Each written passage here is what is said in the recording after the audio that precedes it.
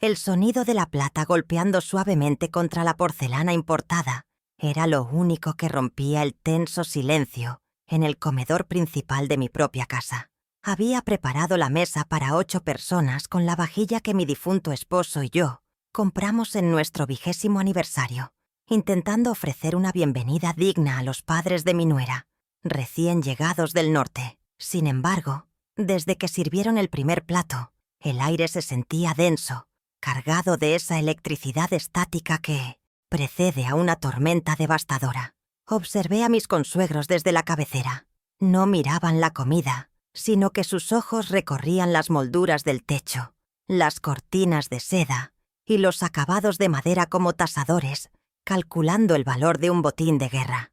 Yo permanecía inmóvil, con la espalda recta y las manos descansando sobre el mantel, sintiendo bajo la yema de mis dedos la textura fría y rugosa de un objeto que había colocado estratégicamente junto a mi copa de vino.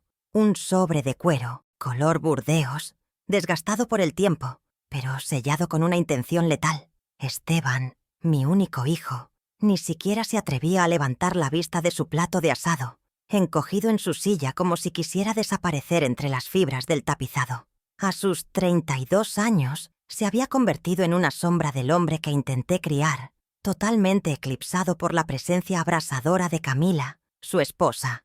Ella presidía la mesa desde el otro extremo, usurpando visualmente mi lugar, con esa sonrisa plástica que reservaba para cuando estaba a punto de pedir dinero, o, como descubriría en segundos, para exigir mi propia sangre. Me dolía el pecho al ver a Esteban así, castrado emocionalmente, pero mantuve mi máscara de serenidad intacta, esa que perfeccioné durante décadas de negociaciones textiles, donde mostrar debilidad significaba la bancarrota.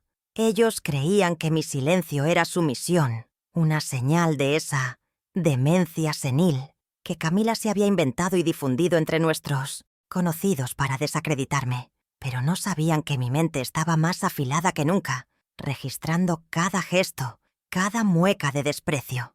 De repente, el tintineo agudo de una cuchara contra el cristal cortó la atmósfera. Camila se puso de pie, alisando su vestido de diseñador, que pagué yo hace 3 meses, y reclamó la atención de la mesa con la seguridad de quien se cree dueña del castillo. Sus padres, con las bocas aún llenas, dejaron los cubiertos y la miraron con orgullo expectante. Yo no me moví, simplemente giré levemente mi copa de vino, observando cómo el líquido rojo dejaba lágrimas en el cristal, similares a las que me había tragado en soledad durante los últimos 3 años de convivencia forzada.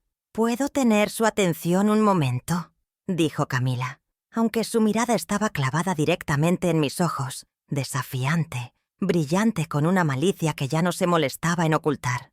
Mi mano derecha se deslizó imperceptiblemente hacia el sobre de cuero burdeos, asegurándome de que seguía allí, mi ancla en medio de la humillación que se avecinaba.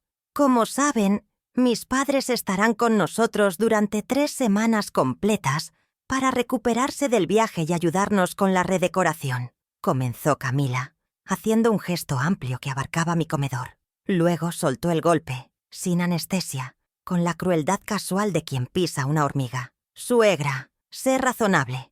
Mis padres están cansados y necesitan comodidad real. Dales tu cuarto principal. Tiene el jacuzzi y el vestidor grande, que mi madre necesita para su espalda. Tú puedes arreglártelas perfectamente en el cuarto de servicio o en el sofá de la sala de estar por unos días. Al fin y al cabo, a tu edad, tampoco necesitas tanto espacio, ¿verdad?». La frase quedó flotando sobre la cena, tóxica y pesada. El cuarto de servicio, el lugar donde guardábamos las escobas y las cajas de invierno, me estaba desterrando al rincón más indigno de mi propia propiedad, frente a una audiencia que ella había preparado para aplaudir mi caída. El silencio que siguió fue absoluto, roto solo por la risa ahogada y llena de suficiencia de la madre de Camila, quien ya se veía sumergida en mi bañera de hidromasaje. Esteban cerró los ojos con fuerza, sus nudillos blancos apretando la servilleta, pero su boca permaneció sellada, cómplice por omisión de este atropello. Sentí una punzada de dolor, no por el insulto de Camila, que ya lo esperaba, sino por la traición silenciosa de la sangre de mi sangre. Sin embargo, mi pulso no se aceleró. Al contrario, una calma gélida, casi clínica, se apoderó de mi sistema nervioso. Era el momento. Llevaba meses soportando microagresiones, decoraciones cambiadas sin permiso y olvidos intencionales en fechas importantes. Pero esto era diferente. Esto era una declaración de guerra territorial explícita, y Camila acababa de cometer el error táctico de subestimar a su oponente en terreno hostil. Con una lentitud deliberada, tomé mi servilleta de lino, me limpié las comisuras de los labios y la dejé caer sobre la mesa con suavidad. No había ira en mis movimientos, solo una precisión quirúrgica. Levanté la vista y sostuve la mirada de Camila, quien esperaba ver lágrimas o un tartamudeo de anciana confundida. En su lugar, se encontró con los ojos de la mujer que levantó una exportadora textil desde el polvo. ¿El cuarto de servicio?, repetí, saboreando las palabras como si fueran un vino añejo picado. Interesante elección de palabras, Camila, sobre todo considerando quién firma. Los cheques que pagan la electricidad que ilumina esa sonrisa tuya en este momento. Mi voz salió serena, pero con un filo metálico que hizo que la sonrisa de su padre vacilara por una fracción de segundo. «Oh, Beatriz, no empecemos con tus dramas de mártir otra vez», resopló Camila, rodando los ojos y buscando la validación de sus padres. «Es solo lógica de espacio. Tú vives sola en 45 metros cuadrados de habitación, mientras nosotros nos apretamos. Además, ya lo hemos decidido. Mis padres subirán sus maletas después del postre. Solo te lo estoy informando por cortesía».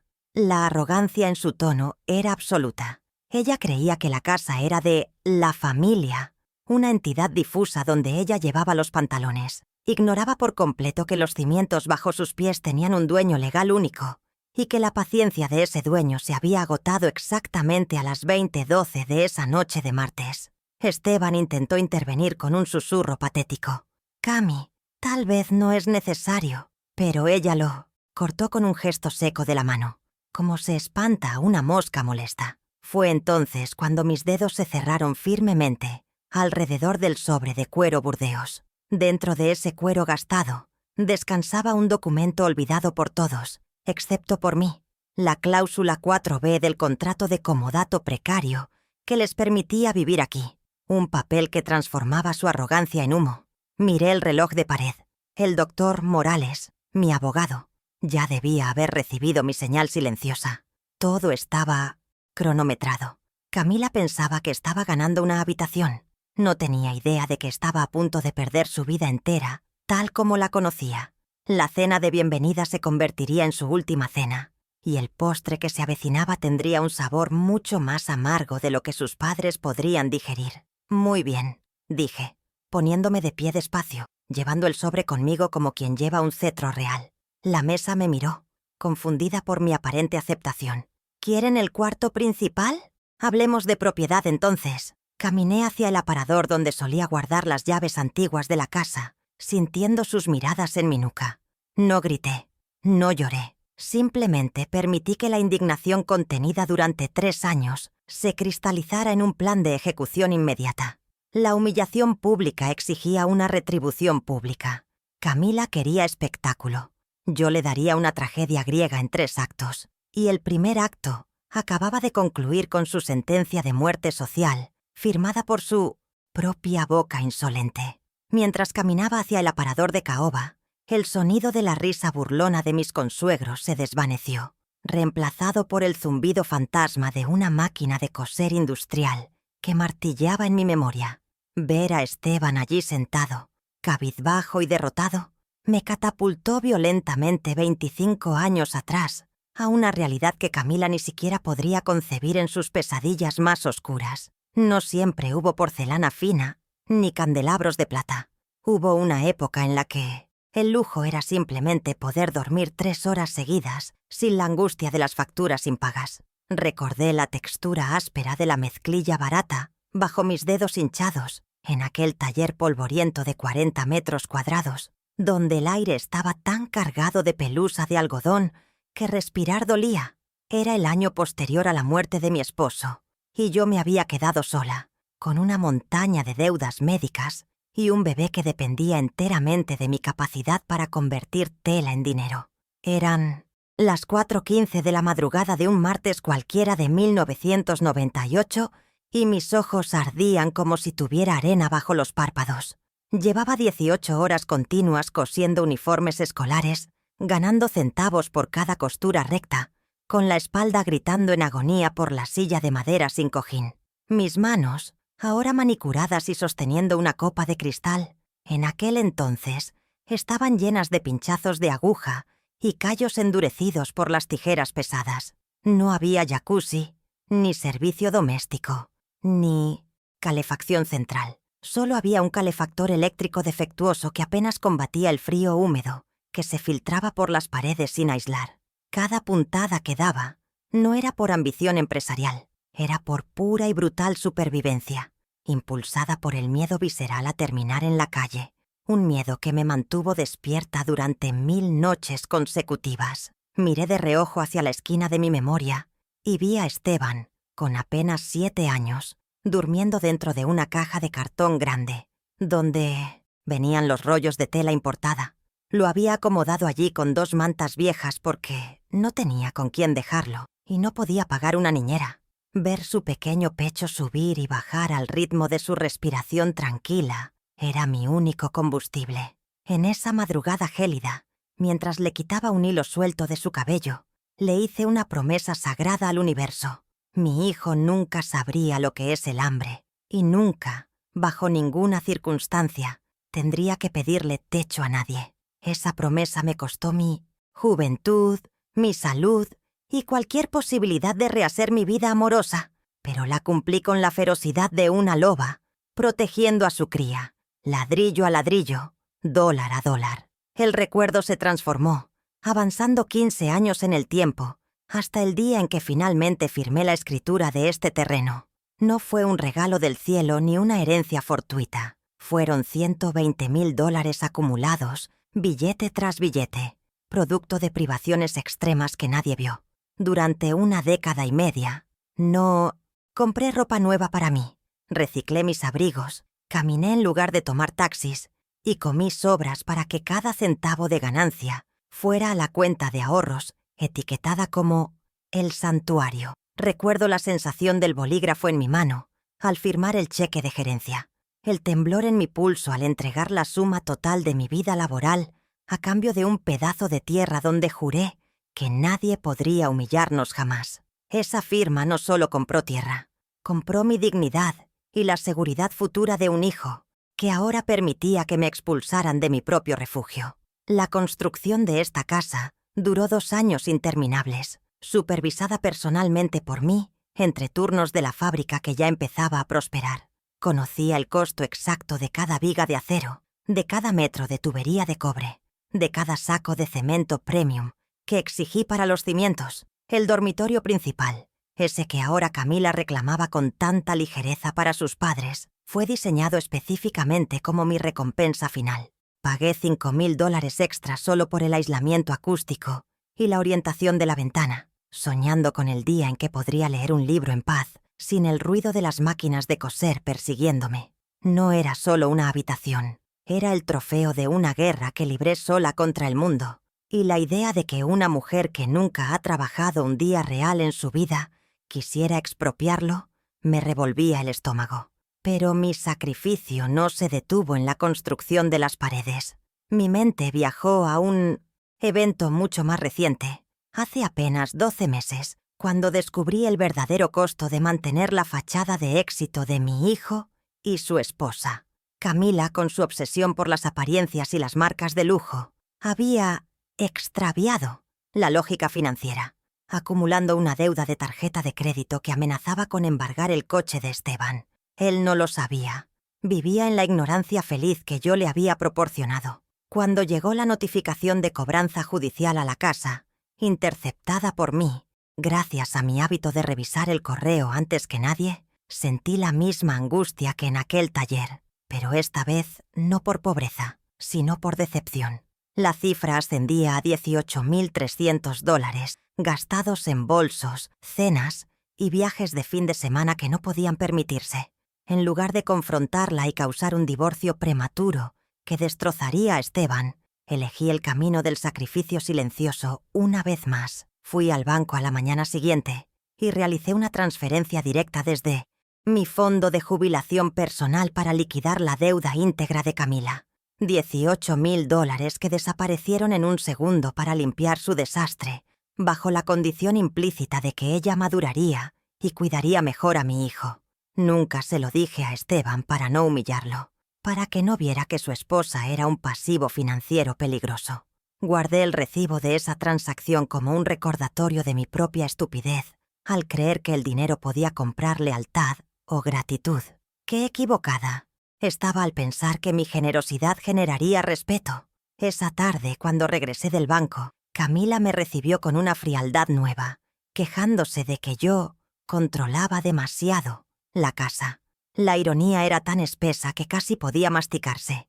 Yo acababa de salvarla de la ruina financiera, de un historial crediticio manchado que le impediría sacar incluso un plan de teléfono, y ella me pagaba con desprecio velado y comentarios sobre mi vejez. Acepté sus críticas mordiendo mi lengua, convenciéndome de que lo hacía por la paz familiar, por mantener intacta la burbuja de felicidad de Esteban. Pero cada vez que ella entraba con bolsas de compras nuevas, una parte de mi respeto por ella moría, y una parte de mi paciencia se calcificaba, endureciéndose como el hormigón de los cimientos que ella pisaba sin merecerlo. Ahora, de vuelta en el presente, observando sus caras expectantes bajo la luz de la araña de cristal, la magnitud de su ingratitud me golpeó con la fuerza de un tren.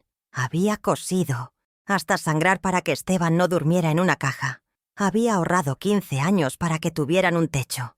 Había pagado $18,000 hace un año para que no tuvieran deudas. Y la respuesta a todo ese torrente de vida entregada era esta cena, esta encerrona pública donde se me pedía que me retirara al cuarto de las escobas. Camila no solo quería mi habitación, quería borrar mi historia, quería anular el hecho de que cada átomo de comodidad que disfrutaba estaba pagado con mi esfuerzo.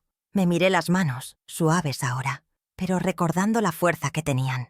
Ellas creían que se enfrentaban a una anciana frágil y sentimental. No veían a la mujer que negoció con proveedores tiburones, que sobrevivió a recesiones y que levantó un imperio desde la nada absoluta. La abuelita que querían enviar al sofá era en realidad la CEO de su propia existencia, y estaba a punto de convocar una junta extraordinaria de accionistas para despedirlos a todos. La indignación inicial se había transformado en una claridad meridiana. Ya no había deuda emocional que pagar. La cuenta estaba saldada, y el saldo a favor era todo mío. Apreté el sobre de cuero Burdeos con una fuerza renovada. Dentro de ese cuero no solo había papeles legales, estaba la validación de cada hora de sueño perdida en 1998, de cada dólar ahorrado en 2005 y de cada cheque firmado en 2023. Era la materialización de mi poder, un poder que había mantenido oculto bajo capas de amabilidad materna para no eclipsar a Esteban. Pero si él no podía ser el hombre de la casa, entonces yo tendría que ser la matriarca implacable que la situación exigía. La nostalgia por el pasado se evaporó, dejando solo el frío cálculo del presente.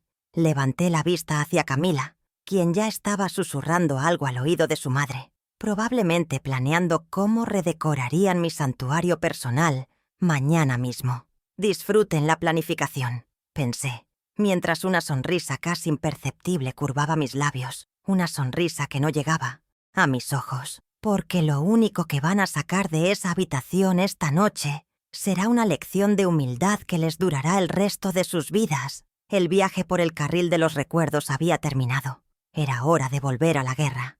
Con paso firme, caminé hacia el despacho, dejando atrás el comedor y a los buitres que, sin saberlo, ya estaban volando sobre su propio cadáver financiero. Caminé por el largo pasillo que separaba el comedor del área privada de la casa, sintiendo cómo mis tacones se hundían levemente en las alfombras persas que yo misma había elegido en una subasta hace una década.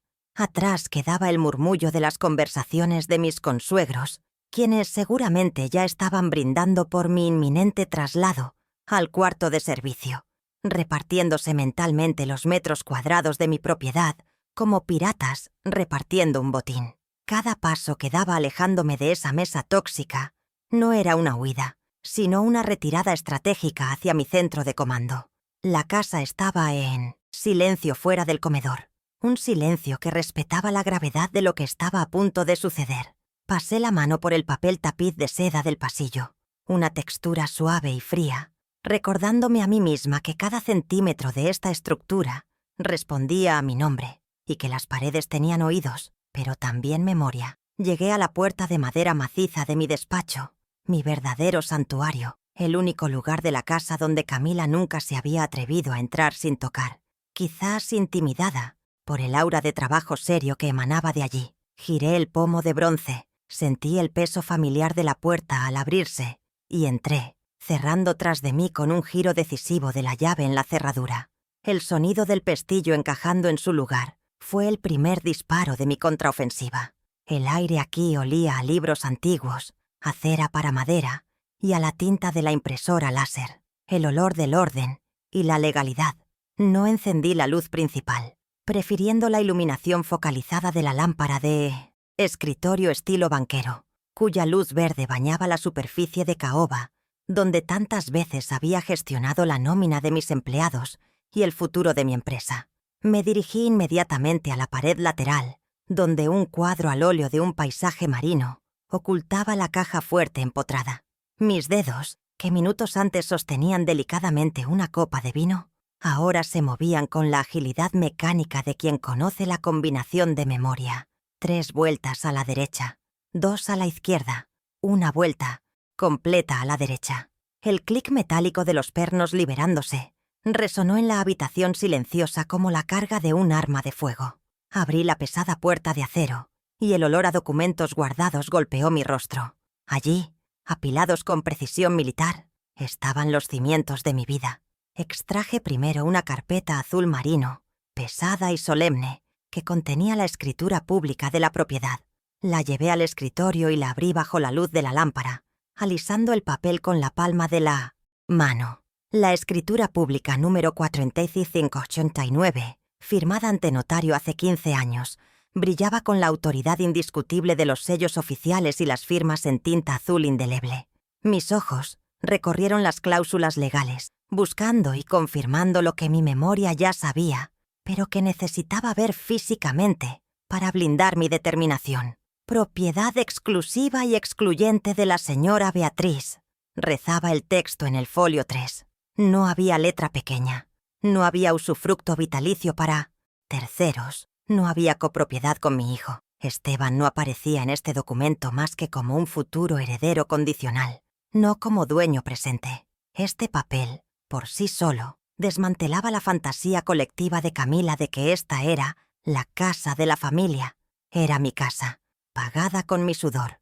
Y legalmente, ellos eran poco más que invitados que habían abusado de su bienvenida.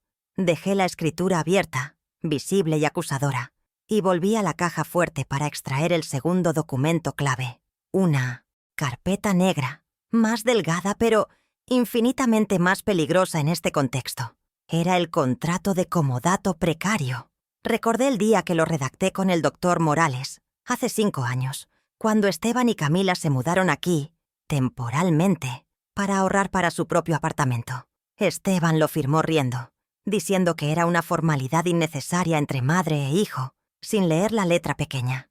Camila ni siquiera lo miró, demasiado ocupada criticando el color de las cortinas de su nueva habitación. Ese día mi intuición de empresaria superó a mi instinto maternal, y hoy esa intuición me estaba salvando la vida.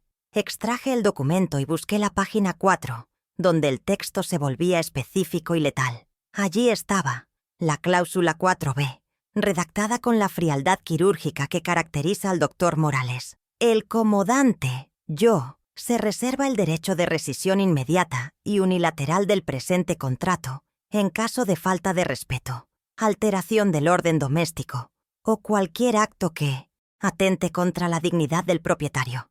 La tinta negra parecía brillar con malicia propia. No necesitaba un juicio largo de desahucio. Ellos habían firmado voluntariamente que, si me faltaban al respeto, perdían el techo en el acto. La humillación en la cena, frente a testigos, cumplía perfectamente con la definición de atentado contra la dignidad. Este papel convertía su desalojo de un proceso civil de meses en una ejecución sumaria de minutos. Lo coloqué junto a la escritura, formando la base jurídica de mi ataque. Pero la legalidad de la propiedad era solo una parte de la ecuación. Necesitaba justificar la brutalidad de mi respuesta con algo más visceral, algo que explicara por qué no solo los echaba, sino que los destruía. Mi mente voló hacia el hallazgo de esa misma mañana, el detonante silencioso que había precipitado mi decisión de convocar al abogado incluso antes de la cena. Abrí el cajón superior de mi escritorio y saqué un objeto pequeño y arrugado que había rescatado de la papelera del baño de visitas, un comprobante de depósito bancario. Lo alisé con cuidado sobre el secante de cuero del escritorio. El papel térmico estaba un poco descolorido, pero los números impresos en matriz de puntos eran perfectamente legibles y contaban una historia que contradecía todas las lágrimas de pobreza de Camila. El comprobante detallaba un depósito en efectivo realizado hace 3 días por un monto de $2.500 en una cuenta a nombre de Boutique de Lujo, Elena. Lo encontré casi por accidente, mientras recogía toallas sucias que Camila había dejado tiradas en el suelo, como era su costumbre. ¿Cómo podía una mujer que lloraba porque no tenían dinero para pagar la reparación del coche de Esteban estar gastando $2.500 en una sola compra de ropa?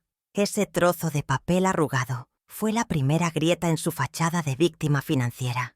No era una prueba definitiva de robo en ese momento, pero fue la señal de humo que me indicó dónde buscar el incendio. Fue la arrogancia de Camila al no destruir la evidencia lo que me dio la pista inicial. Esa pista me llevó a realizar lo que ahora estaba a punto de revisar en mi ordenador. Levanté la tapa de mi portátil, un modelo de alta gama que usaba para las finanzas de la exportadora, y esperé impaciente a que el sistema reconociera mi huella dactilar. La pantalla cobró vida, iluminando mi rostro con un resplandor azulado.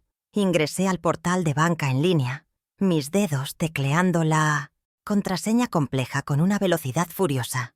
Accedí a la cuenta mancomunada rotulada Mantenimiento del Hogar, una cuenta donde yo depositaba mensualmente $5.000 para los gastos operativos de la casa, comida, servicios, reparaciones, y a la cual Camila tenía acceso autorizado para ayudarme con la gestión administrativa, ya que supuestamente yo estaba muy mayor para esas tareas. Al desplegarse el historial de transacciones de los últimos 6 meses, sentí una oleada de náuseas, no por sorpresa, sino por la confirmación de la vileza humana. La hoja de cálculo brillaba con filas y filas de transferencias salientes que no correspondían a ningún supermercado ni compañía eléctrica.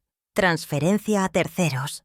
Matilde Gómez, la madre de Camila, la mujer que ahora mismo estaba comiendo mi asado y bebiendo mi vino. Las transferencias comenzaron siendo pequeñas, de $200 o $300, gastos hormiga, que Camila probablemente pensó que pasarían, desapercibidos en el flujo de dinero de una casa grande. Pero la codicia es una bestia que crece al ser alimentada, y los montos habían escalado rápidamente mes tras mes. Hice clic en el botón de «Filtrar por destinatario» y seleccioné el nombre de la madre de Camila. El sistema procesó la solicitud en un segundo y me escupió el resultado final en negrita al pie de la página. El total acumulado en el último semestre ascendía a $45.300. $45.000 desviados sistemáticamente de mi dinero, destinado a mantener el techo bajo el que vivían, para financiar el estilo de vida de sus padres en el norte. Imprimí el extracto bancario inmediatamente. El zumbido rítmico de la impresora láser, escupiendo las hojas calientes, era música para mis oídos. Cada hoja impresa era un clavo más en el ataúd de su matrimonio y de su libertad. Tomé las hojas tibias de la bandeja de salida y tomé un marcador rojo de mi portalápices. Con mano firme, encerré en un círculo carmesí cada transferencia a nombre de Matilde Gómez, y luego tracé un círculo doble y grueso alrededor de la cifra total final. $45.300 USD. Esto ya no era un problema familiar. Esto era un delito penal, apropiación indebida, administración desleal, robo agravado por abuso de confianza. Camila no solo era una nuera ingrata, era una criminal activa que había estado saqueando mis cuentas mientras me sonreía en el desayuno. La evidencia física era irrefutable. Números fríos que no entendían de excusas emocionales ni de llantos manipuladores. Pero necesitaba más. Necesitaba la prueba moral, la evidencia que destrozara cualquier duda que pudiera quedarle a Esteban sobre la verdadera naturaleza de la mujer con la que dormía. Dejé los papeles bancarios sobre el escritorio y tomé mi tablet, conectada al sistema de seguridad interno de la casa. Camila, en su infinita soberbia, siempre olvidaba que instalé cámaras de alta definición con micrófonos en las áreas comunes hace un año, supuestamente por seguridad contra ladrones externos, pero que hoy servían para atrapar a la ladrona interna. Desbloqueé el dispositivo y busqué en la línea de tiempo el registro de esa misma tarde, 2 horas antes de la cena, cuando llegaron sus padres. Encontré el archivo de video marcado a las 17:45 horas. La imagen era nítida. Camila y su madre estaban sentadas en la sala de estar principal, con las piernas subidas a mi mesa de centro de mármol importado. Presioné el botón de Siemtinus, reproducción, y subí el volumen al máximo para no perder ni una sílaba de su conspiración. La voz de Camila salió del pequeño altavoz, clara y sin distorsiones, con un tono de voz burlón que nunca usaba frente a Esteban. «No te preocupes por la vieja, mamá», decía Camila en la pantalla, mientras se limaba una uña. «Le estoy poniendo azúcar en lugar del edulcorante que debe tomar. Con su diabetes, no creo que dure un año más. En cuanto le dé el coma o el infarto, la metemos en un asilo público. Y esta casa será nuestra pensión de retiro dorada». Sentí un escalofrío recorrer mi espalda, no de miedo, sino de pura incredulidad ante la maldad calculada. No solo me robaban, estaban planeando activamente mi deterioro físico para acelerar su herencia. Su madre, en el video, soltaba una carcajada estridente y respondía: «Asegúrate de que firme el testamento antes de que pierda la cabeza del todo, hija. No queremos pelear con el inútil de Esteban por las migajas». Ahí estaba. La confesión, grabada, la prueba de la premeditación, el desprecio absoluto por la vida de la mujer que les daba de comer y por el hombre que llamaban esposo e hijo. Esta era la evidencia que cerraba el círculo, la prueba que convertía mi venganza en un acto de justicia divina. Pausé el video justo en el momento en que Camila sonreía con esa mueca de triunfo prematuro. Hice una captura de pantalla de sus rostros conspiradores y guardé el clip de video en una carpeta segura, enviando una copia automática a la nube y al correo encriptado del Dr. Morales. «Tienes la prueba del motivo, la prueba del medio y la prueba de la oportunidad», murmuré para mí misma. La tablet se sentía pesada en mis manos, cargada con la toxicidad de sus palabras. Ahora tenía el arma definitiva para destruir su reputación moral frente a Esteban, quien idolatraba a Camila como si fuera una santa incomprendida. Me levanté y comencé a organizar las pruebas en el escritorio, creando una línea de tiempo visual de la traición. Primero, la escritura. Yo soy la dueña. Segundo, el contrato. Yo pongo las reglas. Tercero, el recibo arrugado. La primera mentira detectada. Cuarto, la auditoría bancaria. El robo cuantificado de $45,000. Y quinto, el video de seguridad. La conspiración criminal contra mi salud y mi vida.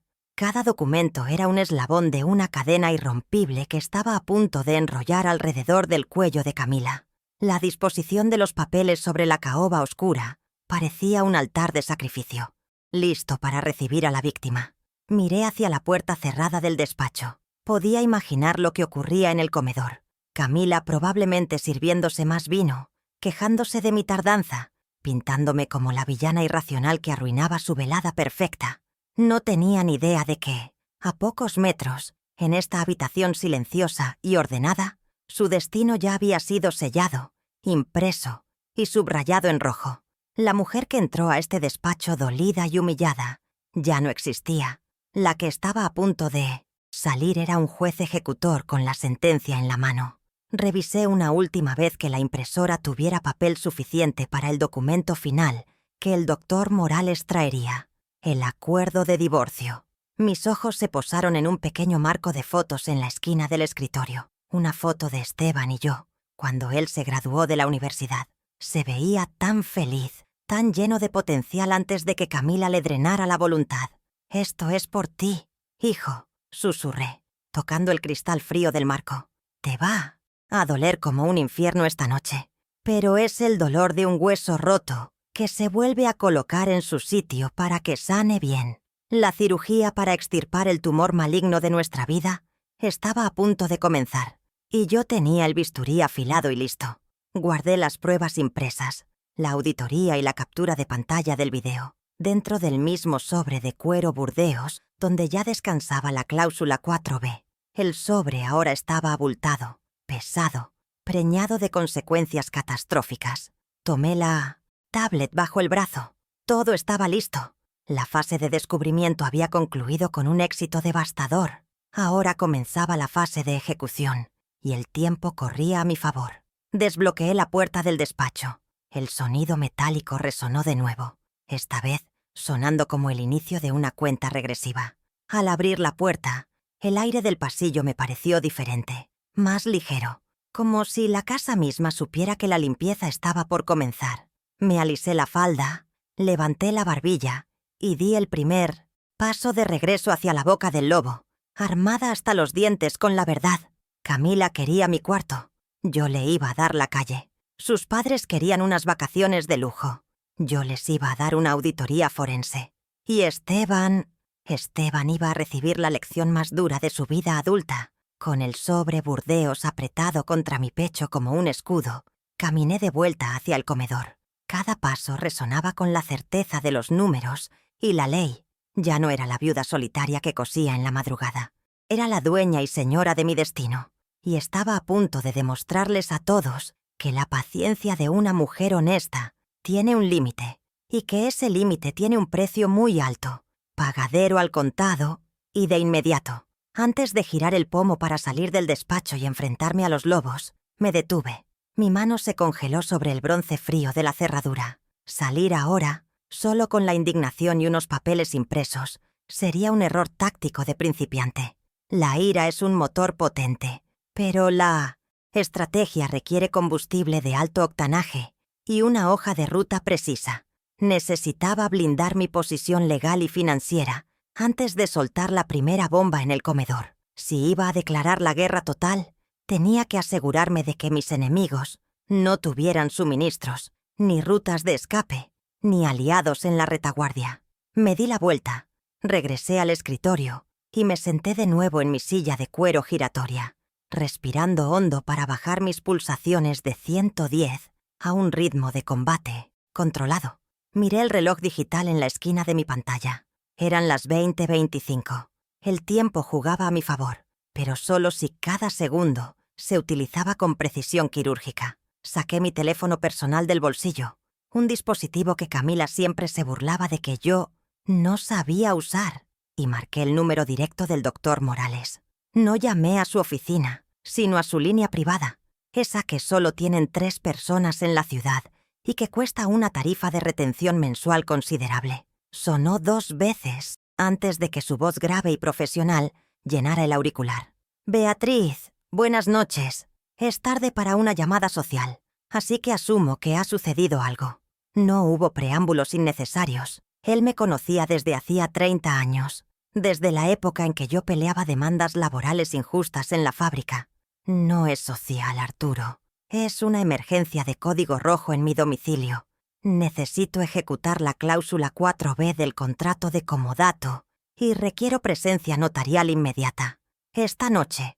Hubo un silencio breve al otro lado de la línea, seguido por el sonido inconfundible de papeles moviéndose y una silla rechinando. Morales entendió la gravedad al instante. «¿La 4B? Beatriz, eso implica desalojo inmediato y revocación de derechos. Si lo hacemos ahora, con ellos dentro, la situación será volátil. ¿Estás segura de que quieres proceder sin una mediación previa?» Su pregunta era protocolaria, una obligación ética de su profesión. pero yo sabía que él ya estaba buscando las llaves de su coche. No hay mediación posible con ladrones, Arturo. Tengo pruebas de un desfalco de $45,000 y un video donde planean mi muerte. No quiero una carta de advertencia. Quiero una ejecución de sentencia. Tráeme al notario de guardia. Pago la tarifa de urgencia, el triple si es necesario, pero los quiero en mi puerta en 30 minutos. «Entendido», respondió Morales, y su tono cambió de consejero a general de campo. «Llamaré al licenciado Pineda. Me debe un favor y vive a 10 minutos de tu zona. Redactaré el acta de notificación de rescisión en el camino y la imprimiré en la notaría móvil. Necesito que tengas a mano la escritura original y los documentos de identidad de los ocupantes, si es posible. Beatriz, una vez que firmes el acta frente a Pineda, no hay vuelta atrás legalmente hablando. La fuerza pública estará a una llamada de distancia si se niegan a salir». Sentí una oleada de satisfacción fría. Eso es exactamente lo que necesito. Tienen una hora para salir o salen esposados. Y Arturo trae también el borrador del acuerdo de disolución matrimonial que preparamos hace un año, por si acaso. Hoy se convierte en definitivo. Colgué la llamada con la certeza de que la caballería estaba en camino. Ahora debía ocuparme de la logística financiera. Abrí la aplicación de mi banco principal, esa que Camila creía que yo ignoraba cómo funcionaba, porque siempre le pedía a ella que me ayudara con las transferencias. Ingresé con mi reconocimiento facial y navegué directamente a la sección de tarjetas de crédito. Allí estaban, brillando en la pantalla retina, la tarjeta titular a mi nombre y las 2 extensiones Black que había emitido para Esteban y Camila hace 2 años, con un límite de crédito de $20,000 mensuales que yo pagaba religiosamente. Ver sus nombres allí, asociados a mi crédito impecable, me provocó una repulsión física. Seleccioné primero la tarjeta de Esteban.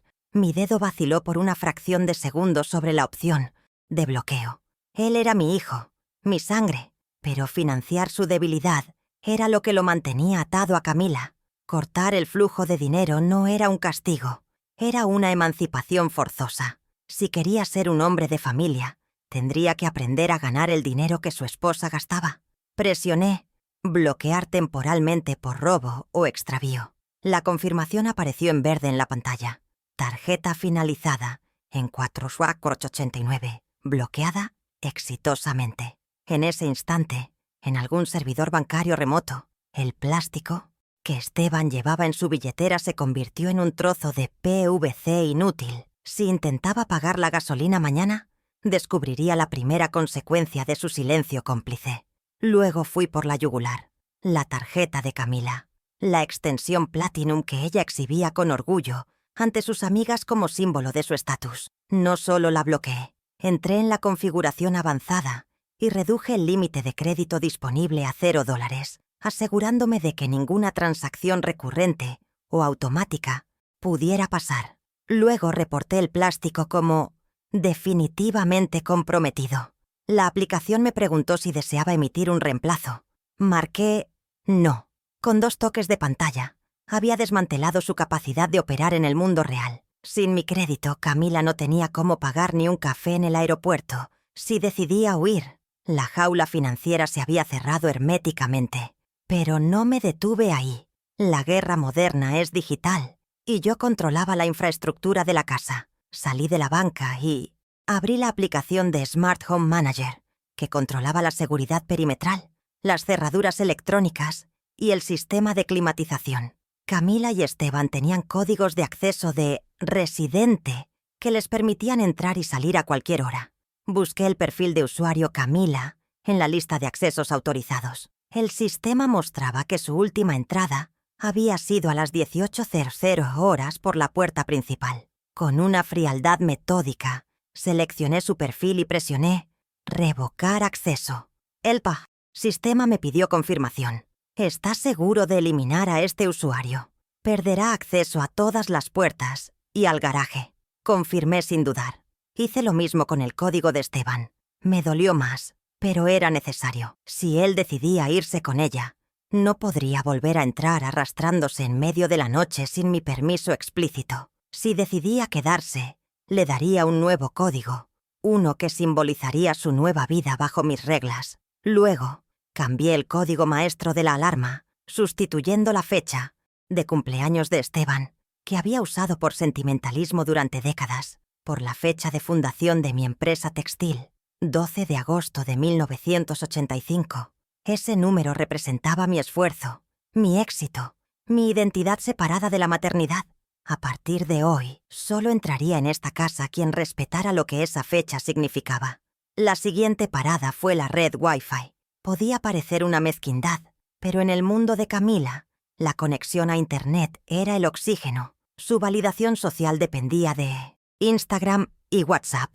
Entré al router administrador y localicé los dispositivos conectados. iPhone de Camila, iPad de mamá de Camila, MacBook de Esteban. Seleccioné cada uno de los dispositivos de mis invitados y los añadí a la lista negra de direcciones MAC. En cuestión de segundos, sus pantallas mostrarían el temido símbolo de sin conexión o cambiarían a sus planes de datos móviles, que pronto se agotarían sin mi financiación. Les estaba cortando la comunicación con el exterior, aislándolos en mi isla antes de hundirla. Con el perímetro digital asegurado y las finanzas congeladas, volví mi atención al mundo físico. Abrí un cajón lateral de mi escritorio y saqué una carpeta de manila nueva, limpia, sin marcas. Necesitaba que la presentación de las pruebas fuera impecable. Coloqué las hojas impresas de la auditoría bancaria en el lado derecho, ordenadas cronológicamente para que la progresión del robo fuera visualmente evidente al pasar las páginas. En el lado izquierdo, coloqué la captura de pantalla del video de seguridad, impresa en alta resolución a color. La cara de Camila burlándose de mi muerte se veía grotesca y clara. Era la primera imagen que verían al abrir la carpeta. El impacto visual debía ser inmediato, antes de que pudieran balbucear excusas.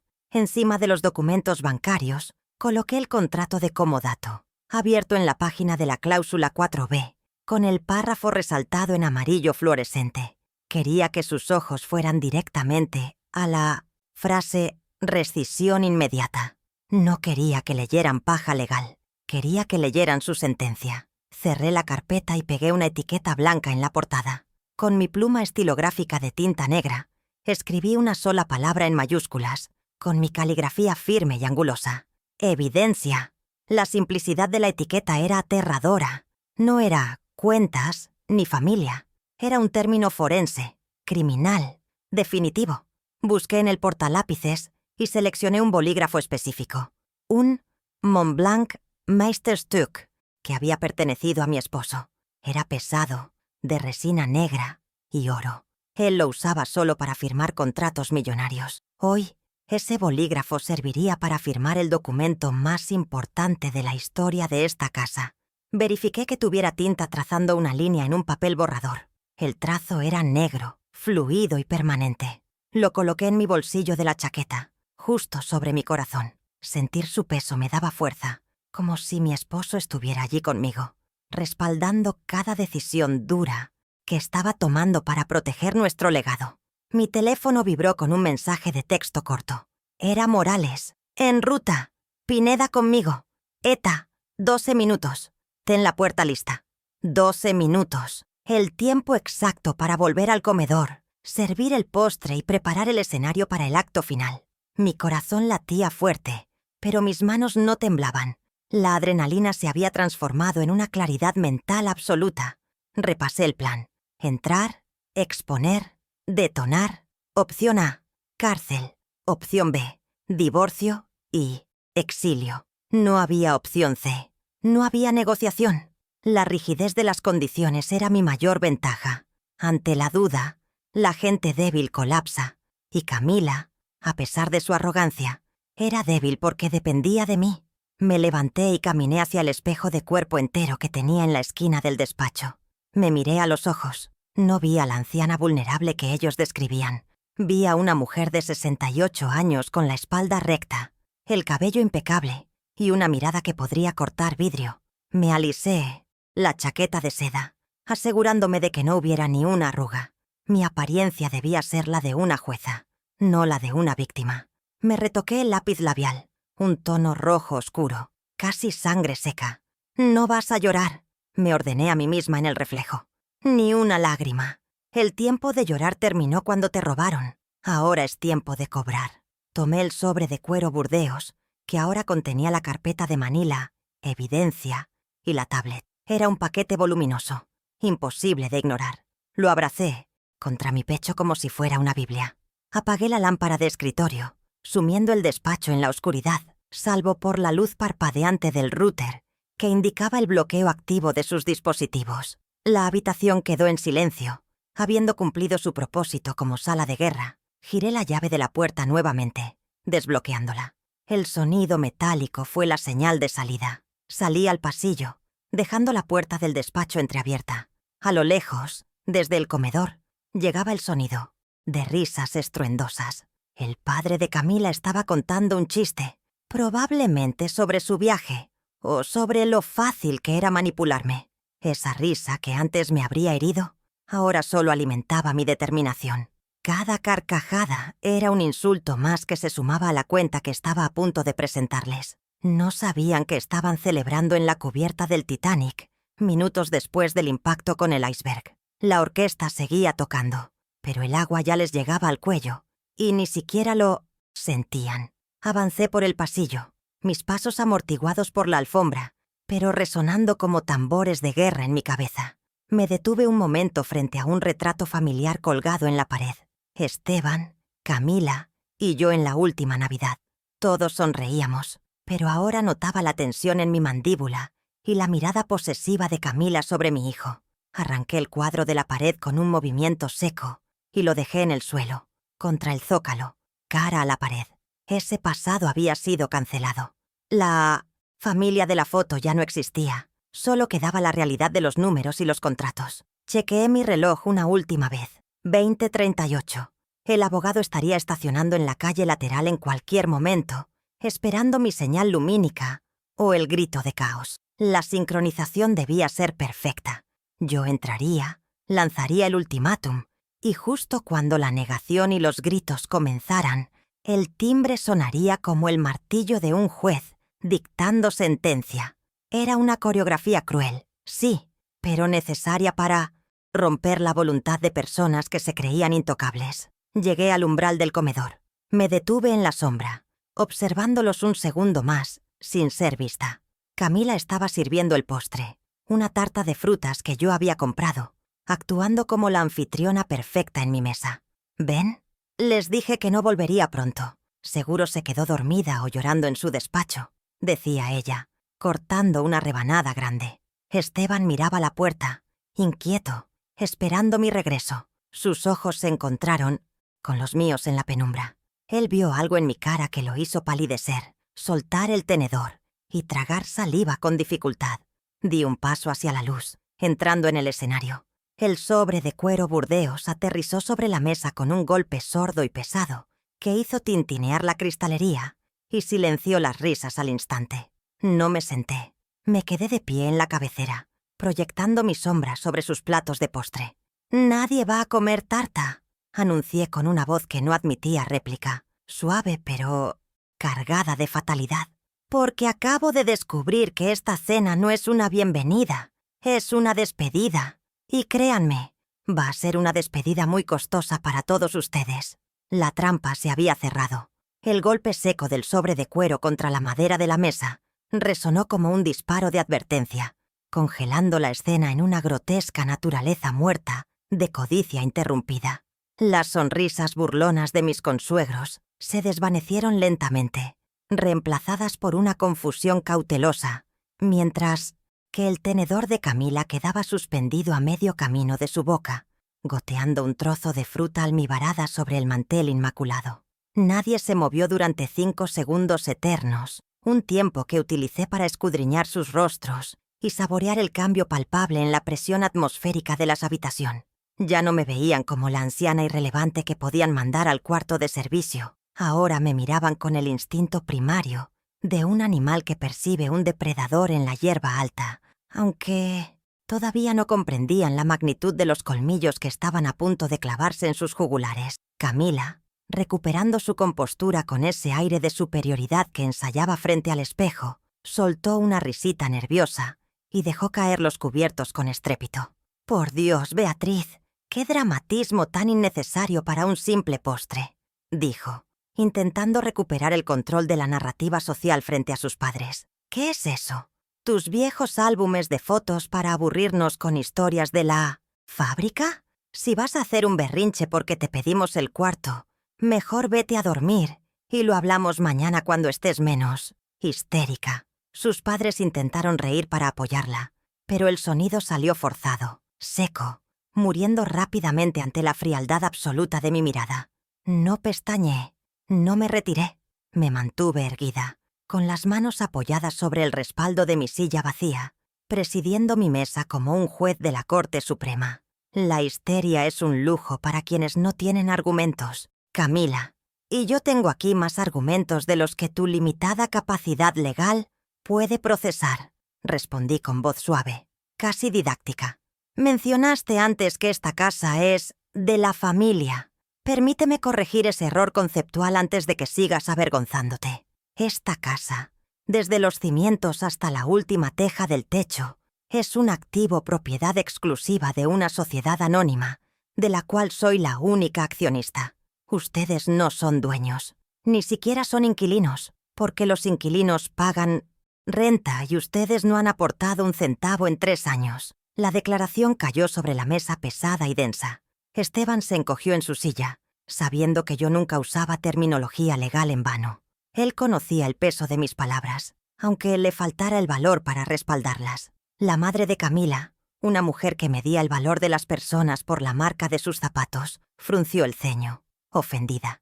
«Disculpa, Beatriz, pero mi hija está casada con tu hijo en sociedad conyugal. Todo lo de él es de ella. Así que técnicamente, la mitad de esto le pertenece. ¿Te guste o no?». Habló con la seguridad ignorante de quien aprende leyes viendo telenovelas. Sonreí, una sonrisa gélida que no llegó a mis ojos. «Ese sería un punto válido, Matilde, si Esteban fuera el dueño.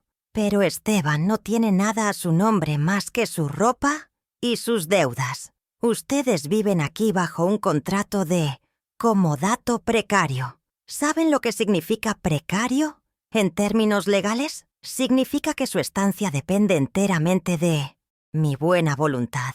Y lamento informarles que mi buena voluntad acaba de expirar hace exactamente 25 minutos. Camila se puso roja de ira, golpeando la mesa con la palma de la mano. «Eso es mentira. Esteban me dijo que la casa sería nuestra.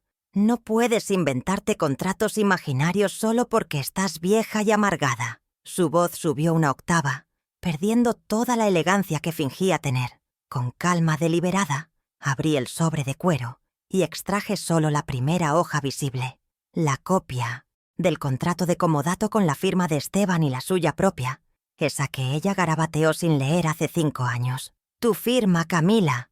Página 4. Cláusula de rescisión inmediata por conducta irrespetuosa. Acabas de violar esa cláusula frente a testigos al intentar expulsarme de mi propia habitación. Legalmente ya no vives aquí. Eres una intrusa». El silencio que siguió fue diferente al anterior. Ahora tenía el sabor metálico del miedo. Esteban levantó la vista, pálido como un fantasma. «Mamá, por favor, no hagas esto ahora», suplicó con la voz quebrada.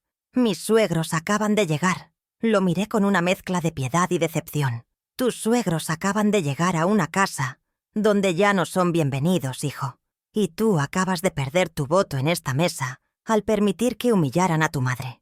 Me giré hacia el padre de Camila, quien había sacado su teléfono móvil, probablemente para buscar un hotel o llamar a un taxi, intuyendo que la cena había terminado. Lo vi fruncir el ceño y golpear la pantalla con el dedo índice, una y otra vez, con creciente frustración.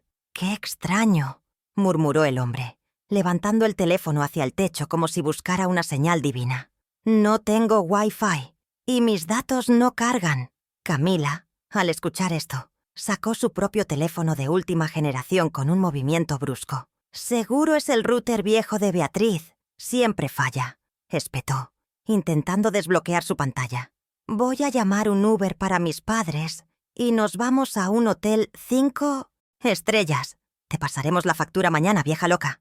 Pero su dedo se detuvo. La pantalla de su teléfono mostraba el icono de «Sin conexión». Sus ojos se abrieron con incredulidad. «No tengo señal». «¿Por qué no tengo señal?»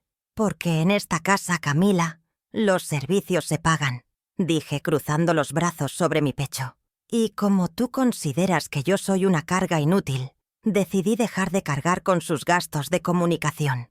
Bloqueé sus dispositivos de mi red hace 10 minutos. Y en cuanto a ese hotel 5 estrellas que planeas pagar», hice una pausa dramática, dejando que la implicación flotara en el aire viciado del comedor. «Te sugiero que intentes usar tu tarjeta de crédito antes de hacer las maletas. Podrías encontrarte con una sorpresa desagradable en la recepción». El color desapareció del rostro de Camila tan rápido que pareció que iba a desmayarse. Con manos temblorosas, abrió su aplicación bancaria, desesperada por probar que yo mentía, que todavía tenía poder. Observé cómo su rostro se descomponía al ver la pantalla roja de «Acceso denegado» y tarjeta bloqueada. No era solo un fallo técnico, era la castración financiera en tiempo real. «¿Qué hiciste?», gritó, lanzando el teléfono sobre la mesa, que resbaló hasta chocar contra la copa de vino de su madre. «Es mi dinero. No puedes tocar mi crédito». «Error», corregí con suavidad letal. «Es mi crédito. Tú solo eras una usuaria autorizada, un parásito financiero que confundió al anfitrión con el alimento. Y acabo de aplicar el desparasitante». La dinámica en la mesa cambió instantáneamente. Sus padres, que minutos antes me miraban con desprecio, ahora miraban a su hija con terror. Se daban cuenta de que la gallina de los huevos de oro no era Camila, sino la mujer a la que habían insultado, y que esa mujer acababa de cerrar el grifo. Ya no había risas, ni planes de jacuzzi, ni arrogancia. Solo había la comprensión brutal de que estaban atrapados en una casa hostil, sin dinero, sin internet y sin derechos. «Esto es ilegal», balbuceó el padre de Camila, aunque su voz carecía de convicción. «Es abuso de mayores o algo así. Llamaré a la policía». Se puso de pie, intentando intimidarme con su estatura, pero yo ni siquiera retrocedí un milímetro. «¿La policía?», pregunté, soltando una risa corta y seca. «Por favor, hágalo. Me ahorraría el trabajo, porque lo que tengo en esta carpeta no es solo un contrato de alquiler. Es la evidencia de un delito federal que enviaría a su hija a prisión por 5 años. Si llama a la policía, señor, asegúrese de pedir una patrulla, no una ambulancia». La mención de prisión cayó como una bomba nuclear. Matilde soltó un gemido ahogado y se llevó la mano al pecho. Camila miró la carpeta «Evidencia», con ojos desorbitados, como si contuviera material radiactivo. Esteban se cubrió la cara con las manos, sollozando silenciosamente. Había logrado mi primera victoria. El miedo había cambiado de bando. Ya no eran los invasores, conquistando mi territorio. Eran rehenes de sus propios errores, esperando mi sentencia. La atmósfera se tensó hasta el punto de ruptura. El aire vibraba con la energía cinética de una catástrofe inminente. Me incliné hacia adelante, apoyando ambas manos sobre la mesa, invadiendo su espacio personal. «Tienen 2 opciones», susurré, bajando la voz para obligarlos a inclinarse hacia mí. «Escuchar lo que tengo que decir y obedecer, o salir por esa puerta y enfrentar las consecuencias legales en la calle bajo la lluvia. Elijan ahora, porque mi paciencia se mide en segundos». Sus padres miraron a Camila, suplicando silenciosamente que hiciera algo, pero ella estaba paralizada, derrotada por la realidad de su insolvencia. En ese preciso instante, el timbre de la entrada resonó en toda la casa. «Ding dong». El sonido fue nítido, autoritario y final. No era una visita social. Era el sonido del destino llamando a la puerta. Miré mi reloj. 20:40. La puntualidad del doctor Morales era exquisita. «Ah», dije, enderezándome y alisando mi chaqueta con una calma que contrastaba con el pánico en sus ojos. «Esa debe ser la ejecución de su sentencia. Espero que hayan disfrutado el aperitivo porque el plato fuerte acaba de llegar». Me giré hacia el pasillo para abrir la puerta, dejando tras de mí un silencio sepulcral, roto solo por el sonido de la lluvia, golpeando las ventanas y el colapso de sus vidas tal como las conocían. Caminé hacia el recibidor con la cadencia pausada de quien no tiene prisa, porque controla el tiempo, sintiendo cómo la madera del suelo vibraba bajo mis pies con la anticipación del desenlace. Al abrir la puerta principal de roble macizo, una ráfaga de viento frío y lluvia nocturna invadió la calidez de la casa, trayendo consigo el olor a ozono y asfalto mojado, un contraste sensorial perfecto para la tormenta que yo estaba a punto de desatar en el interior. En el umbral, iluminados por la luz dorada del pórtico, estaban el doctor Morales y el licenciado Pineda, ambos vestidos con trajes oscuros impecables y gabardinas húmedas, portando maletines de cuero que parecían escudos de batalla. No hubo saludos efusivos, ni sonrisas de cortesía, solo un asentimiento grave y profesional, el reconocimiento tácito entre generales antes de iniciar una maniobra ofensiva decisiva. Les hice un gesto breve para que entraran, y el sonido de sus zapatos de suela dura resonando contra el mármol del vestíbulo sonó como el redoble de tambores de una ejecución militar inminente. «Están en el comedor», informé con voz neutra mientras cerraba la puerta, sellando la única salida posible. «La sujeto Camila y sus cómplices. Procedan según lo acordado». Morales se ajustó las gafas y verificó la hora en su reloj de muñeca. 20:45. «Perfecto. El acta notarial está lista para la firma, y la patrulla policial del distrito está en espera pasiva a 2 calles de aquí, por si la situación escala a violencia física», respondió él con la tranquilidad de quien ha desahuciado a cientos de inquilinos morosos. Guié a mi pequeña comitiva legal a través del pasillo, formando una falange indestructible de la ley y la propiedad. Al entrar de nuevo en el comedor, el aire se sentía viciado, cargado con el miedo sudoroso de 3 personas que sabían que estaban atrapadas, pero aún no comprendían la magnitud de su condena. Camila se había puesto de pie, pálida y temblorosa, mientras sus padres permanecían sentados, aferrados a sus copas vacías, como si fueran salvavidas en medio de un naufragio. «¿Quiénes son estos hombres?», exigió Camila, intentando proyectar una autoridad que ya no poseía, aunque su voz se quebró en la última sílaba. «Esta es una cena privada familiar. No puedes traer extraños a mi casa sin mi permiso». Me coloqué en la cabecera de la mesa, flanqueada por mis 2 abogados, creando una barrera visual de poder que la empequeñecía al instante. «Corrección, Camila», dije, colocando el sobre de cuero burdeos en el centro de la mesa con un movimiento deliberado. «Esta no es tu casa, nunca lo fue, y ellos no son extraños, son los auditores de tu realidad. El doctor Morales es mi abogado penalista, y el licenciado Pineda es notario público con fe pública del Estado, y han venido a certificar el fin de tu farsa». El silencio que siguió fue absoluto, roto solo por el sonido del notario abriendo su maletín y colocando un sello oficial sobre el mantel de lino.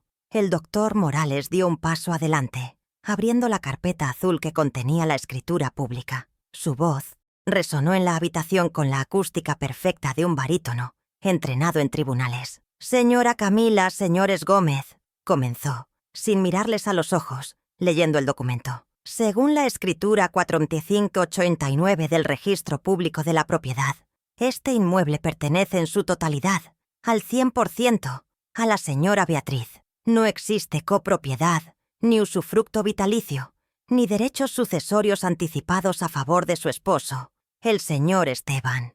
Morales giró el documento y lo deslizó sobre la mesa, hacia ellos, para que vieran los sellos en relieve. El padre de Camila se inclinó para mirar, y vi cómo sus ojos se abrían al confirmar que no había mentira en mis palabras. La base de su arrogancia, la creencia de que estaban en territorio conquistado, se desmoronó en un segundo.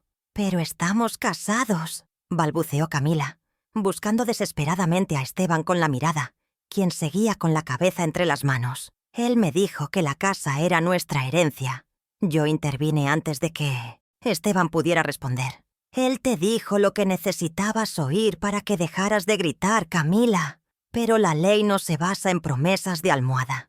Hice una señal a Morales, quien extrajo el segundo documento. «El contrato de comodato precario. Ustedes residen aquí bajo este contrato», explicó el abogado, señalando la firma de Camila. «Y específicamente, bajo la cláusula 4b, que la propietaria ha decidido ejecutar esta noche. La cláusula estipula la rescisión inmediata por conducta lesiva a la dignidad del propietario. Su intento de despojarla de su habitación principal constituye dicha conducta. Por tanto, su derecho a permanecer bajo este techo ha sido revocado con efecto inmediato. Camila soltó una risa histérica, incrédula. «¡No puedes echarme! Tengo derechos. Tengo ropa aquí. Mis cosas. Llamaré a mi abogado». Me crucé de brazos mirándola con una lástima fría. «Puedes llamar a quien quieras si logras encontrar un teléfono que funcione y un abogado que acepte defenderte gratis, porque esa es la segunda parte de la noche». Saqué de la carpeta «Evidencia» los extractos bancarios con los círculos rojos y los extendí sobre la mesa como una baraja de cartas maldita. «Antes de que hables de derechos, hablemos de deudas, específicamente de los $45.300 que has desviado de mi cuenta de mantenimiento hacia la cuenta personal de tu madre en los últimos 6 meses». La madre de Camila, Matilde, soltó un grito ahogado y retiró las manos de la mesa como si los papeles quemaran. «Yo no sabía nada. Ella me dijo que era un regalo de Esteban», chilló, vendiendo a su hija en el primer segundo de presión real. Camila la miró con horror. «Mamá, tú me pediste el dinero para la remodelación de tu cocina». La traición mutua flotó en el aire, tóxica y deliciosa. «No me importan sus disputas internas», corté secamente. «Lo que me importa es el Código Penal.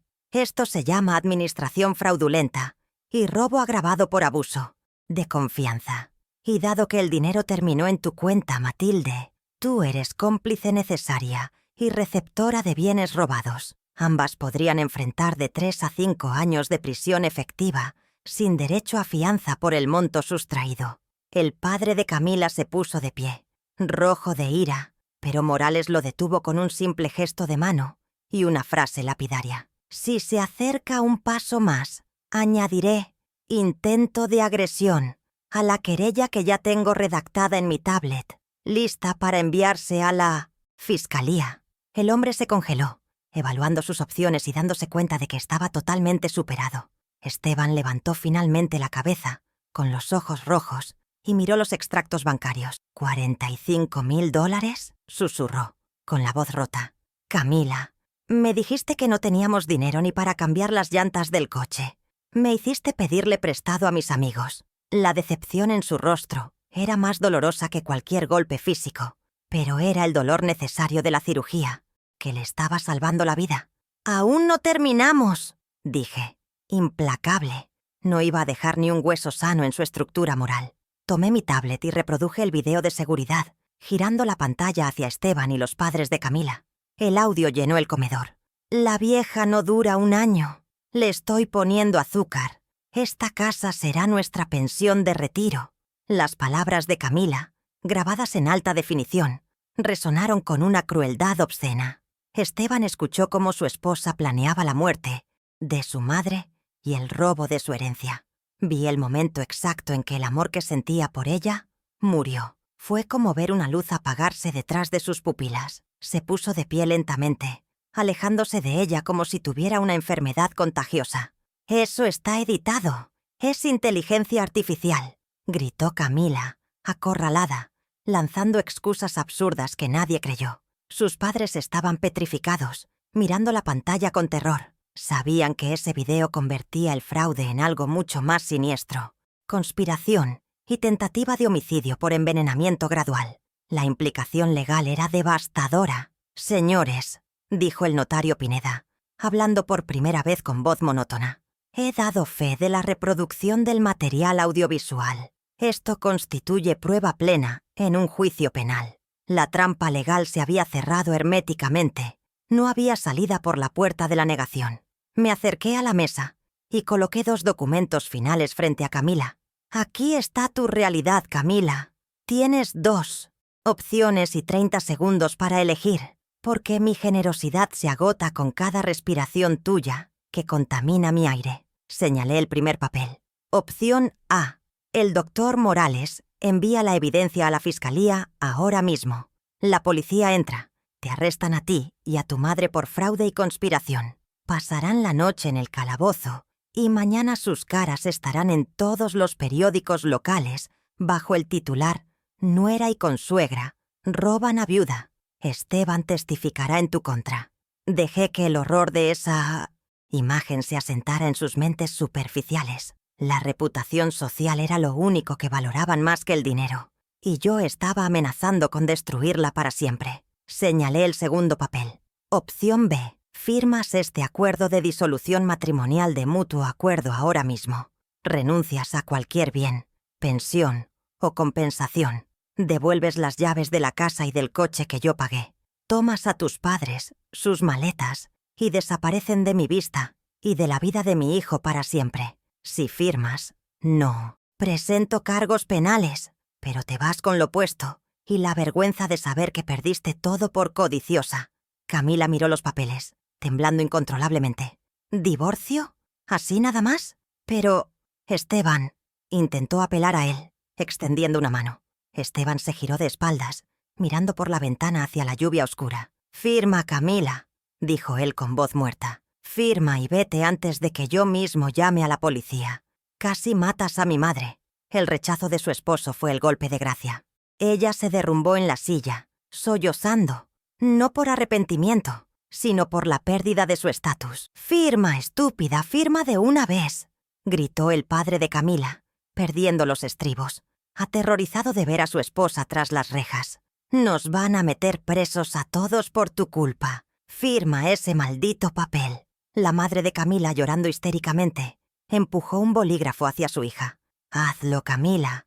No quiero ir a la cárcel. Ver a sus propios padres, aquellos por los que ella había robado y mentido, empujándola a la rendición para salvarse ellos mismos, fue la justicia poética más dulce que pude haber imaginado.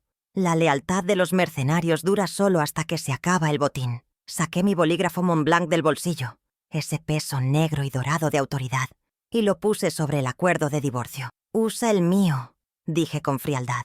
«Quiero que quede bien oscuro y legible».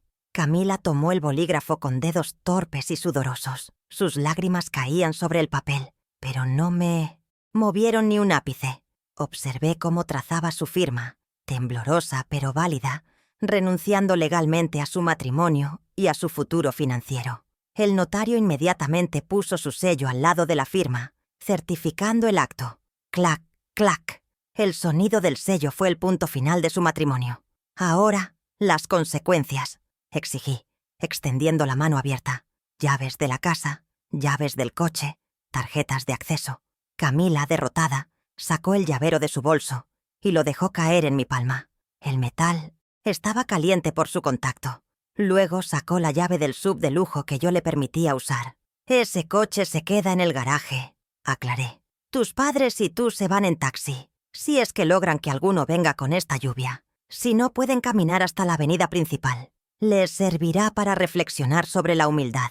Miré a sus padres. «Tienen 5 minutos para sacar sus maletas de mi vestíbulo. Si dejan algo, será donado a la caridad mañana a primera hora. Y no intenten llevarse ni una toalla, porque el doctor Morales revisará su equipaje en la puerta, como si estuvieran pasando aduana». La humillación era total. Habían entrado como reyes conquistadores y salían como delincuentes indultados. Morales se colocó junto a la puerta, cruzado de brazos, esperando para escoltarlos. Camila se levantó, tambaleándose, apoyándose en la mesa. Miró a Esteban una última vez, pero él ni siquiera se giró. Miró el lujo del comedor, las cortinas, la porcelana, todo lo que había perdido por querer. Demasiado rápido. «Esto no es justo», susurró con odio. Me acerqué a ella hasta que nuestros rostros estuvieron a centímetros. «La justicia es ciega, Camila, pero yo veo perfectamente, y lo que veo es a una extraña en mi casa, fuera». La expulsión fue un espectáculo patético y silencioso.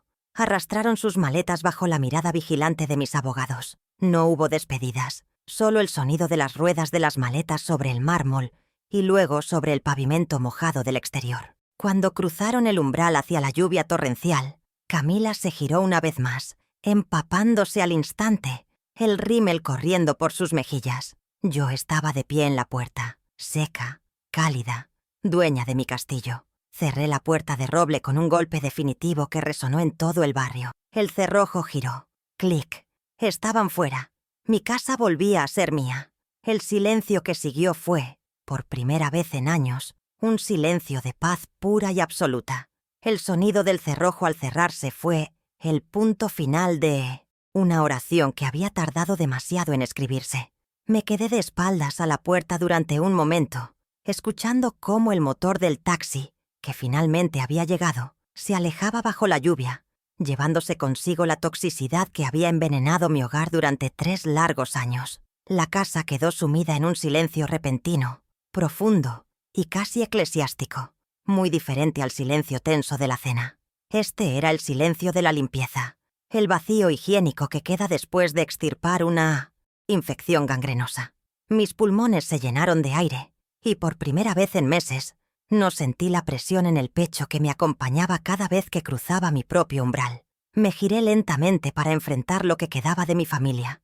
Un hombre de 32 años sentado en las escaleras de mármol, con la cabeza entre las rodillas, sollozando como el niño que dormía en la caja de telas. No corrí a abrazarlo. Esa había sido mi estrategia fallida durante décadas. Amortiguar sus caídas, pagar sus errores, cubrir sus debilidades con mi fortaleza. Me acerqué a Esteban con paso firme, haciendo resonar mis tacones en el suelo para que sintiera mi presencia, no como un consuelo, sino como una autoridad. «Levanta la cabeza, Esteban», ordené con voz seca. «Las lágrimas no pagan facturas y ciertamente no reparan la confianza rota. Llorar es fácil. Lo difícil es arreglar el desastre que permitiste bajo tus propias narices». Él alzó la vista, con los ojos hinchados y rojos, buscando a su madre, pero encontró al CEO de la familia. «Mamá, yo no sabía. Te lo juro que no sabía lo del robo», balbuceó. «Lo sé», respondí. «Y ese es tu pecado, la ignorancia voluntaria. Preferiste no ver para no pelear, y eso te costó tu matrimonio, y casi te cuesta tu herencia». Caminé hacia el panel de control del sistema de seguridad, ubicado en la pared junto a la entrada. La luz verde parpadeaba, esperando instrucciones. Esteban me observó, secándose las lágrimas con el dorso de la mano, mientras yo tecleaba el código maestro para entrar en modo de configuración. «Tu código de acceso anterior, ese que compartías con ella, ha sido eliminado permanentemente», anuncié sin mirarlo, mis dedos moviéndose con precisión. «A partir de este segundo, la seguridad de esta casa cambia. Ya no es una casa de puertas abiertas para ti». Ingresé una nueva combinación. 1985. El año en que fundé la fábrica. El año en que aprendí que solo podía depender de mí misma. El sistema emitió un pitido de confirmación. «Código aceptado. La nueva clave es 1985», le dije girándome para mirarlo a los ojos. «Pero no te la daré para que entres y salgas a tu antojo como si esto fuera un hotel. Esta clave te la tendrás que ganar. Por ahora yo te abriré y yo te cerraré. Y en cuanto a tu rutina, olvídate de tu puesto de gerente de desarrollo en la empresa, ese título vacío que te inventé para que te sintieras importante». Esteban abrió los ojos con sorpresa, el miedo reemplazando a la tristeza. «¿Me vas a despedir?», preguntó con un hilo de voz. «No», corregí. «Te voy a recontratar en el puesto que te corresponde según tus capacidades actuales. Mañana te quiero en la planta a las 7 a.m. en punto. Te reportarás con el jefe de almacén como auxiliar de inventario junior». Vi cómo procesaba la información. El golpe a su ego. «Tu salario será de $1,200 mensuales. El estándar para ese puesto», continué, implacable. «Con eso tendrás que pagar tu propia comida, tu transporte, porque el coche de la empresa se queda aquí, y una renta simbólica de $300 por ocupar la habitación de huéspedes. Sí, la de huéspedes. Tu antigua habitación matrimonial está clausurada hasta que se desinfecte y se remodelen los recuerdos». Esteban bajó la mirada, avergonzado, pero asintió levemente. Por primera vez en su vida, no había rebeldía ni excusas. La brutalidad de la noche le había enseñado que la red de seguridad había desaparecido y que el suelo estaba duro. Me dirigí al comedor, donde los restos de la cena interrumpida seguían sobre la mesa, testigos mudos de la batalla. El doctor Morales y el notario Pineda estaban guardando sus documentos, cerrando los maletines con eficiencia profesional. «Excelente gestión, Beatriz», dijo Morales, extendiéndome una copia del acta firmada. «El acuerdo de divorcio se presentará en el juzgado mañana a primera hora para su ratificación. Legalmente, estás blindada». Asentí y saqué mi chequera personal del bolso. Escribí un cheque por $5,000, sus honorarios de urgencia, y se lo entregué sin dudar. Era mucho dinero para una hora de trabajo, pero la libertad que acababa de comprar no tenía precio. «Gracias, Arturo. La paz mental vale cada centavo», dije, estrechando su mano. Cuando los abogados se fueron, cerré la puerta y volví al comedor. Esteban seguía allí, de pie, sin saber qué hacer. «No te quedes parado», le dije, empezando a recoger los platos de porcelana. «Ayúdame a limpiar. En esta casa, el que come, trabaja». Él se apresuró a obedecer, tomando las copas de vino con manos temblorosas y llevándolas a la cocina. Trabajamos en silencio durante 20 minutos, el ruido del agua y los cubiertos reemplazando las conversaciones vacías. Verlo fregar un plato, con las mangas de su camisa cara remangadas, fue la primera señal real de esperanza. Tal vez no era demasiado tarde para moldear al hombre que debió ser, ahora que la influencia de Camila no le susurraba veneno al oído. Cuando la cocina estuvo impecable y las luces de la planta baja apagadas, me dirigí a la escalera. Esteban se quedó al pie de los escalones, pareciendo más pequeño y vulnerable que nunca. «Buenas noches, mamá», susurró, esperando quizás un «te quiero» o un gesto de ternura. Me detuve en el tercer escalón y lo miré desde arriba. «Buenas noches, empleado número 405. Descansa, porque el turno de mañana es pesado y no tolero retardos». No fue crueldad, fue la disciplina necesaria. Subí las escaleras sintiendo que cada paso me elevaba más hacia mi propia recuperación, dejando atrás el papel de víctima y de madre abnegada para retomar el de mujer soberana.